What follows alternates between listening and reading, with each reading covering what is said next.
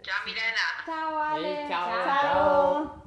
Ciao, siamo tutti qui. Videochiamata quotidiana dalla famiglia Toniolo a mamma Alessandra per sapere come sta la piccola Vittoria. Lei passa le sue prime giornate di vita nella casa dei genitori ad Arco di Trento tra il sonno, qualche vagito e le poppate, incurante della spada di Damocle che sta già caratterizzando i suoi primi 2 mesi di vita. Alla nascita infatti le hanno diagnosticato una malattia rara che potrebbe portare rapidamente alla morte.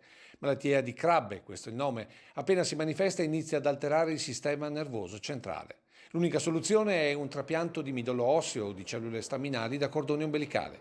Bisogna dunque trovare uno o una donatrice compatibile e per questi i genitori Alessandra Mazzaglia e Nicola Toniolo hanno iniziato un vero e proprio tam tam sui social. Qualcosa si sta muovendo? Sì, sembra si sia creata un'ondata di solidarietà perché tutti stanno ripostando questa storia, sia per Vittoria che per tutte le altre persone che hanno bisogno, vero?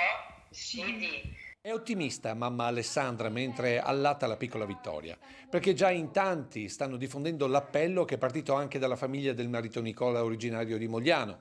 A lanciarlo anche attraverso le nostre televisioni la sorella Milena, infermiera presso lo IOV di Castelfranco. I dati dicono che la compatibilità è 1 su 100.000 persone, quindi il mio appello è invitare la popolazione a contattare l'ADMO, che è questa associazione nella quale qualsiasi persona può essere un potenziale donatore di midollo osseo. E io lancio l'appello per la mia nipotina Vittoria di appena 2 mesi, ma anche per tantissime altre persone malate che sono in attesa del trapianto del midollo osseo. Per mettersi a disposizione della piccola Vittoria e dei tanti che stanno aspettando un trapianto basta contattare l'ADMO attraverso il sito.